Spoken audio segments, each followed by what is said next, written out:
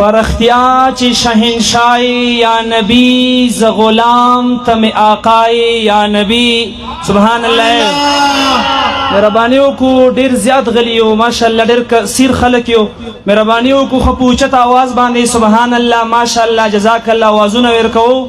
دا یو سبحان اللہ تاسو نه پی پشمار یو سکند ولګي او الله تبارک وتعالى په دربار کې ډیر مقبول دي سبحان الله اغه انبیاء کرامو په حق لرا درومي تقریبا سلیمان علیہ السلام مبارک دی چې د مبارک په تخ باندې روانو او دا غنه لاندې پزمکه باندې او چا سبحان الله आवाज ویل او مختصرا د خبره خوګدو سلیمان علیہ السلام مبارک چې هغه आवाज اوریدلې تخت و درالې لاندې را کوي شوې دی او صاحب ته ویلي چې صاحبہ تکمال صرف د سبحان الله د आवाज ثواب را کوي زبتا لغون دغه بچی لر سبحان الله نو ډیر فضیلت لري مهرباني وکړو ویښ شو بیدار شو د مینې او محبت محفل لې پرختیا چې شهنشاه یا نبی ز غلام تم آقای یا نبی رنزوران دی ټول پراته دی په دربار ته د هر رنزور دوای یا نبی د مولا په فضل شان دی ډیر اعلی دی د مولا په فضل شان دی ډیر اعلی دی د مشکل حاجت روای یا نبی هغه وخت د خدای غواړم ز غریب هغه وخت د خدای غواړم ز غریب چې ته ماته په خندای یا نبی مهرباني وکړو الله تبارک وتعالى تاسو دا هر څه قبول او مقبول فرمایي مخامخ چې وګوري ډیر کثیر تعداد باندې خلق ویلاړ دي مهرباني وکړو ډیر عجزانه اپیل کوم تاسو ته کوشش وکړو مخکې محفل راشو دا محفل زینت او خاص جوړ شو مهرباني وکړو مخکې راشو چونکه دا محفل داسې عام محفل نه وي دا داسې چا په حق لري مونږ او تاسو سونه زرونه کسان په دغه محفل کې ناسیو یوم دا دعوه نشو کړی چې زه کامل انسان یم هیڅوک هم دا خبره نشي کړی جارشم د جناب محمد رسول الله صلی الله علیه وسلم مبارکنا چې خدای پاک جل شانه په تمام عالم کې په تمام انسانانو کې خدای پاک جل شانه حضور مبارک کامل انسان را لګلې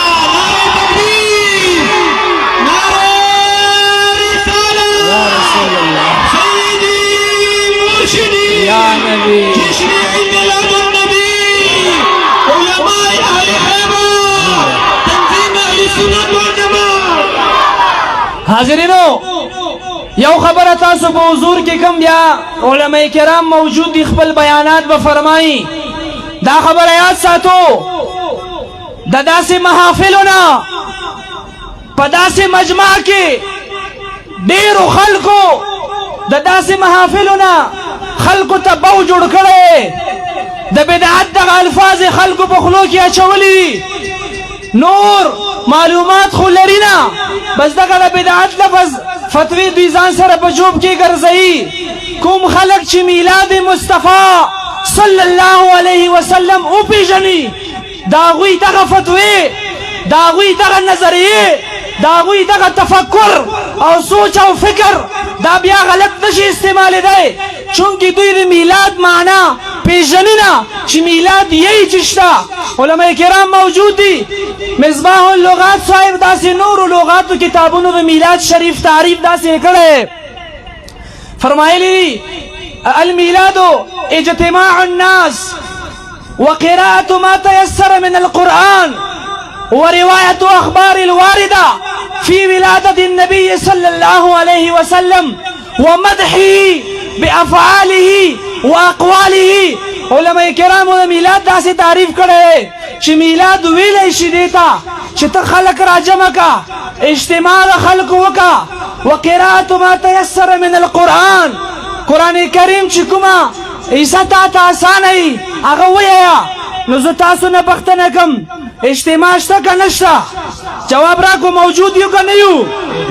جواب راکو ټول قرآن کریم تلاوت شو کنا مجید مفتی صاحب داسې نور علماء کرام دا به د حضور صلی الله علیه وسلم د ولادت سعادت خبرې کی که نبی کی او آخره کې بلکې په منځ کې بلکې په هر حصه کې د میلاد ومدحه بافعاله واقواله د حضور مبارک صفت خلق بیانوي داغه قول داغه افعال داغه کارونه ویناګانې خلق بیانوي نو تاسو نه پښتنه کم اجتماع دا خو څه بده خبره نه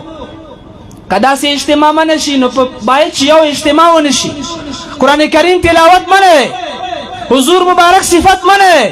ناتخوانی منو بالکل نو منا نو میلاد کی کیږي دغه شینا مهرباني وکړئ او محبت اظهار وکړو